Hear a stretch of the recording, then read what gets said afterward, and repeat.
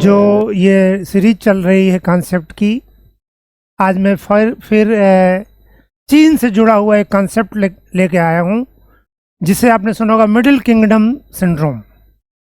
ये आइडिया है क्या?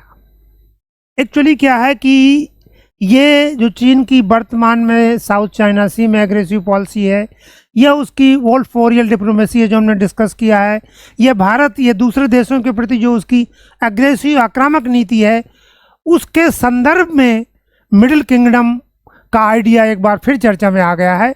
एक्चुअली क्या था कि जब प्राचीन काल में जब भारत में मौर्य साम्राज्य की स्थापना हुई थी तो साम्राज्यवादी युग की शुरुआत उसी समय बीसी यानी 4th या 3rd सेंचुरी बीसी में, वहाँ पर भी चीन में भी साम्राज्यवादी युग की शुरुआत हुई। और वो साम्राज्यवादी युग 4th सेंचुरी बीसी से लेकर चीन में साम्यवादी क्रांति या मोर स्पेसिफिकली 1912 तक चलता रहा, 1912 तक, जहाँ वहाँ पे रिपब्लिकन रिवॉल्यूशन हुई थी। इस समय क्या हुआ कि चीन अपनी कल्चरल श्रेष्ठता से इतना अधिक प्रभावित था। एक्चुअली कुछ स्थिति भी ऐसी थी कि जो आप पूरा साउथ ईस्ट एशिया या ईस्ट एशिया देखते हैं, इन सारे देशों पर चीन का प्रभाव था। न केवल राजनीतिक प्रभाव, ये उसके बैसल स्टेट थे बहुत सारे, कोरिया, वियतनाम और जितने भी हैं, इन पे उसका सबका शासन था, बल्कि उसका सांस्कृतिक प्रभाव भी था। इसकी वजह से चीन जो है समझता था कि मैं दुनिया के केंद्र में हूँ। जो यहाँ मिडिल शब्द है, मिडिल का मतलब ऊपर और नीचे के बीच वाला नहीं, केंद्रीय है। मिडिल किंगडम का मतलब उसने ये माना कि दुनिया एक वृत्त है, सर्किल है, और चाइना उसके केंद्र में बैठा हुआ है। इसलिए हमें दूसरे की बात नहीं माननी, दूसरे हमारी बात माने। हमारी संस्कृति श्रेष्ठ है, हमारी नीतियाँ श्रेष्ठ हैं, हमारा बिहेवियर श्रेष्ठ है।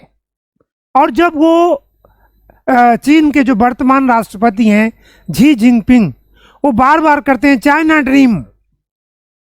वो क्या है चाइना ड्रीम? चाइना ड्रीम ये है कि वो दोबारा से चीन को विश्व की केंद्रीय स्थिति में लाना चाहते हैं, मिडिल किंगडम के रूप में विकसित करना चाहते हैं। चीन मिडिल किंगडम है नहीं, लेकिन वो मानता है कि दुनिया जो पूरी ग्लोब है उसमें हम केंद्र में स्थित हैं, इसलिए दूसरे लोग हमारी बात सुने, हमें अपने ढंग से रहने का अधिकार है। इसीलिए वो एक दोबारा सुपर पावर बन के चाइना ड्रीम के अंतर्गत फिर वही प्रभावपूर्ण स्थिति प्राप्त करना चाहता है जो साम्राज्यवादी युग में उसके पूर्वजों, उसका मानना है कि उनके पूर्वजों ने प्राप्त की थी।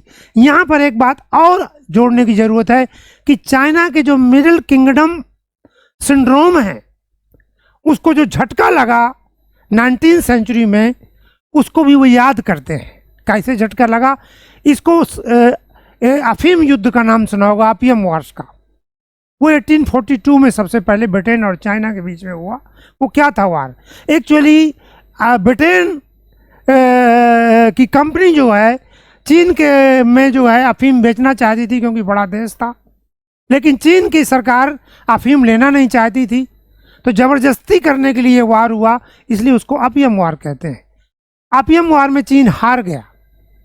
एक और ओपियम वार उसके बाद हुआ 6-7 साल बाद। इस वार के बाद पश्चिमी देशों ने, ब्रिटेन, फ्रांस, जर्मनी और बाद में अमेरिका, उन सब ने चाइना पे अपना प्रभाव बना लिया, और नॉर्थ से रूस ने अपना प्रभाव बना लिया, और ये प्रभाव 100 साल तक चला।